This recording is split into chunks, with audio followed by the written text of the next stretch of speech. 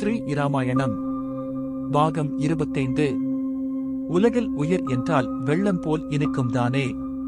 சில அரக்கர்கள் உயிர்விட துணியாதராகி கடலில் மீன் உருவாகி மறைந்தார்கள். சிலர் பசுக்களாகி புல் மேயலானார்கள்.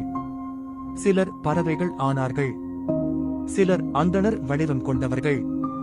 சிலர் பெண்கள் வடிவம் கொண்டு கூந்தலை பகிர்ந்து பின்னல் இடுவாராயினர்கள். சிலர் மாருதியே சரணம் சரணம் என்றார்கள். சிலர் கழுத்தில் ஜெபமாலை அணிந்து கையில் ஜால்ராவை வைத்து தாளம் போட்டு ஹரி பஜனை செய்தார்கள். சாவதற்கு அஞ்சி பாவத்துக்கு அஞ்சாத அரக்கர்கள் இத்தனை வேடங்கள் போட்டு உயிர் தப்பினார்கள். இதனை எண்ணம் தோறும் சிரிப்பு வருகின்றது. உயிர் என்றால் யாருக்குத்தான் இனிக்காது? சாதலின் இன்னாததில்லை என்றார் தெய்வ புலவர். அரக்கர்களின் கள்ள வடிவைக் கண்ட மாருதி புன்னகை பூத்து அவர்களுக்கு உயிர் பிச்சை தந்தார். காவல் தேவர்கள் ராவணன் முன்னே போய் கழிக்கும் சிந்தையுடன் வேந்தரே, நமது கடைக்குட்டி அற்றகுமாரர் வீர சுவர்க்கம் சேர்ந்தார் என்றார்கள். இதைக் கேட்ட மயன் மகளாகிய வண்டோதரி வாய்விட்டு புலம்பி அழுதாள். ராவணன் அழுதான். இலங்கையே அழுதது. அந்த அழுகையொலி கடல் ஒலியை அடக்கியது. கண்ணீரும் புண்ணீரும் ஓடின. இந்திரஜித் தன் மனைவியருடன் ஆடியும் பாடியும் ஓடியும் கூடியும் இன்ப வெள்ளத்தில் மூழ்கியிருந்தான். செவியில் இலங்கை மாதர்களின் அழுகை ஒலி கேட்டது. அருகில் இருந்தவரை பார்த்து எங்கும் அழுகை ஒலி கேட்கின்றதே, இதற்கு என்ன காரணம் என்று வினவினான். அவருடைய ஏவலர்கள், வேந்தரே, பாரத நாட்டில் இருந்து ஒரு வானரம் வந்து அசோகவரத்தை அழித்தது. தங்கள் ஆட்சியை பழித்தது. கிங்கரர், ஜம்புமாலி, பஞ்ச சேனாதிபதிகளின் உயிர்களை ஒழித்தது. தங்கள் கடைசி தம்பி அக்ஷயகுமாரையும் கொன்றுவிட்டது. இதனால் இலங்கை மாநகரமே துன்புற்று இருக்கின்றது என்றார்கள். இதை கேட்டு இந்திரஜித் அதிர்ச்சியடைந்தான். ஒரு குரங்கா இத்தனை பேரையும் பதைத்தது? அசுர ஆட்சி மாற்றி அழிந்ததே. இது அமரர்கள் சூழ்ச்சியாகும் என்று எண்ணி தேர் மீது ஏறி இராவணன் உடைய பொன் மாளிகையை அடைந்தான். தந்தையே, உமக்கு அறிவு கூர் மழுங்கிவிட்டது போலும் தீயின் முன்னே பஞ்சு மூட்டைகளை அனுப்புவது போல் அனுப்பி அத்தனை பேரையும் அழித்து ஒழிந்து போகுமாறு செய்தீர். அரக்கர்களை குரங்கு கொள்ளவில்லை, நீர்தான் கொன்றுவிட்டீர். அசுர குலத்துக்கு அடங்கா பழியை உண்டாக்கிவிட்டீர். அது வானரம் அன்று இலங்கையை அழிக்க வந்த போதுமாகும். நான் போய் கட்டி இழுத்து வருவேன் என்று கூறி வெற்றி தேர் மீது ஏறி அசுர சேனைகள் புடைசூழ புறப்பட்டான்.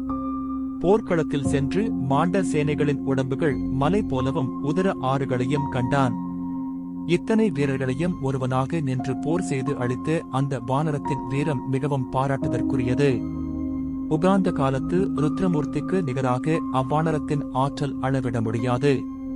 தம்பி அக்ஷகுமாரன் நிலத்திலே கறிவேப்பிலை துவையில் போல தேய்ப்புண்டு இருப்பதைக் கண்டு உதர கண்ணீர் வடித்தான். என் தம்பியா தேய்ந்தான்? இல்லை, என் தந்தையாரின் புகழ் தேய்ந்தது. இனி எனக்கு என்ன வாழ்வு என்றெல்லாம் எண்ணினான். அனுமார் விஸ்வரூபத்தை எடுத்து இந்திரஜித்தின் சேனைகளை கொன்றார். அனுமார் உடைய பேருருவைக் கண்டு மயங்கினான். வானரமே, நீ நல்லை நல்லை, உனக்கு நிகரானவர் இல்லை இல்லை, யாருடனும் போர் செய்ய வல்லை வல்லை, இன்று உன் ஆயுளுக்கு எல்லை எல்லை என உணர்க. அனுமார் இந்திரஜித்தின் வார்த்தைகளை கேட்டு அண்டங்கள் குலுங்க ஆர்த்தார். திரிபுரம் எரித்த விரிசனை கனவுளைப் போல் சிரித்தார். ஏ மூடனே, உங்கள் வாழ்நாளுக்கு எல்லையும் நீங்கள் தொடர்ந்து உலகங்களுக்கு செய்த கொடுமைக்கு எல்லையும் உங்கள் ஆட்சிக்கு எல்லையும் கொண்டு வந்திருக்கிறேன் என்றார்.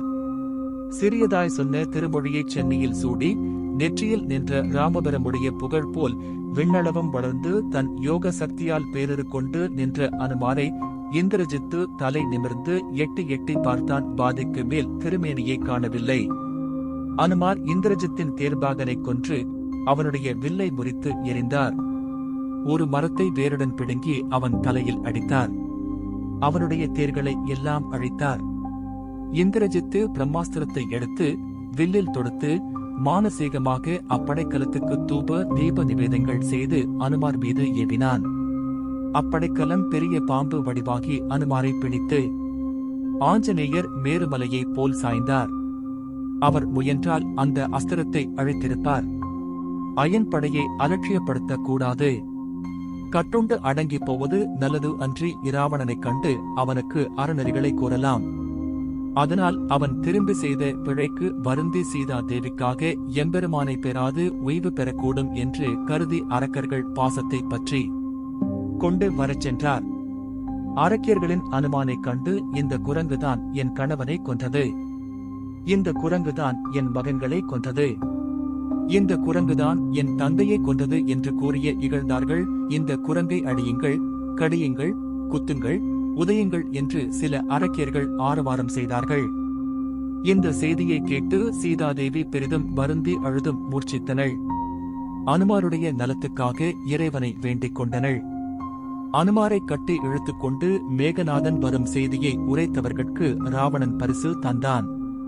இந்திரஜித் இராவணனுடைய அதி அற்புதமான அழகிய அரண்மனைக்கு அனுமனை அழைத்துச் சென்று அனுமாரைக் காட்டி வணங்கி, தந்தையே, இந்த வானரம் குரங்கு அன்று, சிவமூர்த்தியோ திருமாலோ வானர வடிவில் வந்திருக்கின்றார்கள் என்று கூறினான். உறங்கும் போது கண்ட ராவணனை இப்போது அனுமார் விழித்திருக்கும் போது காண்கின்றார். ஆலகாலம் போல சீற்றம் எழுந்தது.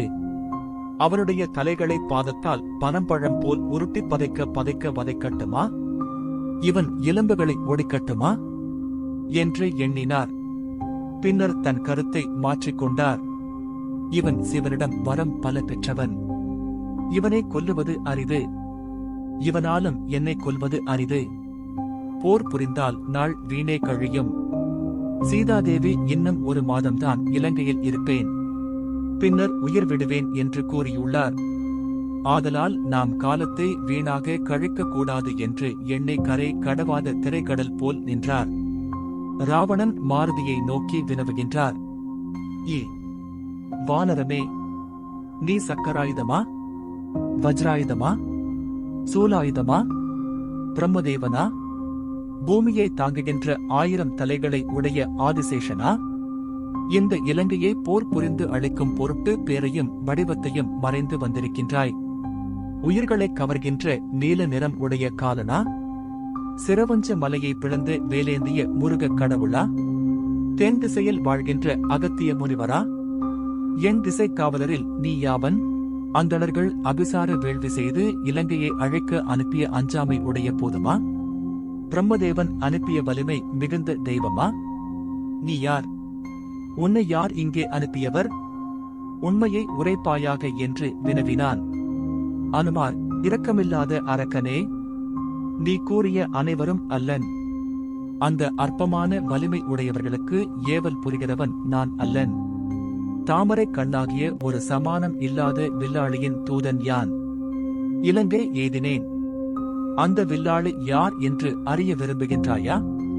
தேவர், மனிதர், முனிவர் முதலிய அனைவராலும் முடிக்க முடியாத அரிய செயலை செய்பவர் ராவணா, நீ பல காலமாக சம்பாதித்த வலிமையையும் தேவர்கள் அளித்த வரங்களையும் உன் சேனைகளையும் உன் பெருமிதமான வாழ்வையும் ஒரு கணையால் அழிக்க வல்லவர்.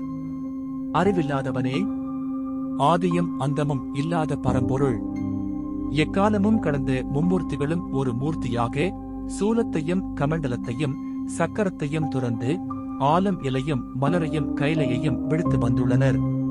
தருமத்தை எங்கும் நிலை நிற்கச் செய்து மக்கள் மீதுள்ள கருணையால் வேதங்கள் கூறிய நீதி நெறிகளை மக்கள் தெரிந்து ஒழுகும்படி அவர்களை செந்நெறியில் செலுத்தி தீயவரை அழித்து தூயவருடைய துன்பத்தை தொலைத்து தன் திருவடியை சிந்திப்பாருடைய பிறப்பை அறுக்கும் பரமாத்மா பிறந்தார். எங்கே பிறந்தார்? கிணற்றிலே வீழ்ந்தவனை காக்க தாமும் கிணற்றில் வீழ்ந்து தூக்கி காப்பது போல் அப்பரமாத்மா வந்து பிறந்தார் என உணர்க. அசுரவேந்தனே, அயன் அரி அரண் என்ற மும்மூர்த்திகளும் சேர்ந்து ஓருருவாகி அயோத்தியில் அவதரித்த ராமபிரானுக்கு அடியவன் யான். என் பெயர் அனுமன். சீதையை தேடி வந்த அங்கதனுடைய தூதன். ராவணன் தோள் குலுங்க நகைத்து, அங்கதன் தூதனே, என் நண்பனாகிய வாலி சுகமா? வாலியின் ஆட்சி சிறப்பாக நடைபெறுகின்றதா என்று கேட்டான். அனுமார், அரக்கனே, பயப்பட வேண்டாம். ராமபிரானுடைய ஒரு கணையால் வாலி மாண்டுவிட்டான். இனி பிழைத்து வரமாட்டான். உன்னை கட்டு என் திசைகளிலும் தாவி உன்னை வேதனைப்படுத்தியவாலும் தீயில் மூழ்கிவிட்டது. இப்போது சூரிய குமாரனாகிய சுக்ரீவன் ஆட்சி புரிகின்றான். நான் ராமருக்கும் சுக்ரீவனுக்கும் இனிய அன்பன். உனக்கு அறிவுரை கூற வந்தேன். உன்னை எனக்கு காட்டுவார் இல்லாமையால் அசோகவனத்தை அழித்தேன். விளக்கில் விழுந்து மின்மினி பூச்சிகள் அழிவதைப் போல் உன்னுடைய படை வீரர்கள் என்பால் போர் புரிந்து மாண்டார்கள். புலத்தியன் மரபில் வந்த நீ ஒழுக்கத்தை கடைபிடிக்க வேண்டும். ஒழுக்கம் உயிரினும் உயர்ந்தது. பிறன் மனைவியை விரும்புவோனை பழியும் பாவமும் சேரும். நரகமே வாய்க்கும். அதனால் பெருந்துயர் அடைவான். உனக்கு பல மனைவிகள் இருக்கின்றார்கள். போக மாதர்கள் பலர் இருக்கின்றார்கள். இத்தனை இருந்தும் பரதாரத்தை நீ விரும்புவது அறிவுடைமையாகுமா? வீட்டில் பசியார அன்னம் இருக்க இன்னொருவன் மனையில் உண்ண அன்னத்தை திருடலாமா? நீ அரசனா கள்வனா? சீதா தேவியை ராமபிரானிடம் ஒப்புவித்தால் அப்பரம கருணாநிதி உன்னை மன்னிப்பார். வாழ்வும் வரவும் தருவார். காமத்தால் அறிவிழந்து அசுர குலத்தையே அழிக்காதே. செய்த பிழைக்கு வருந்து உள்ளந்திருந்து. ராமபிரான் திருவடியை பொருந்து. அடைக்கலம் புகுந்தவரை ஆதரிப்பது ராமபிரானுடைய பரம்பரை சொத்து. அடைக்கலம் புகுந்த அற்ப புறாவுக்கு உடல் தசையை அறுத்து தந்து சிபி சக்கரவர்த்தியின் பேரன் ராமச்சந்திரமூர்த்தி உன்னை மன்னித்து கருணை புரிவார். அவரைப் போன்ற கருவாமூர்த்தியை உலகத்தில் காண்பது அரிது என்று அனுமார் கூறினார். இதைக் கேட்ட ராவணன் பெருஞ்சேற்றமடைந்தான். அற்ப குரங்கே, நீ எனக்கு அறிவுரை கூறுவதா? உன்னை இப்போதே நமன் உலகுக்கு அனுப்புவேன் என்று கூறி மிகவும் சீறி அனுமாரைக் கொள்ளுவதற்கு வாளை எடுத்தான். தொடரும்.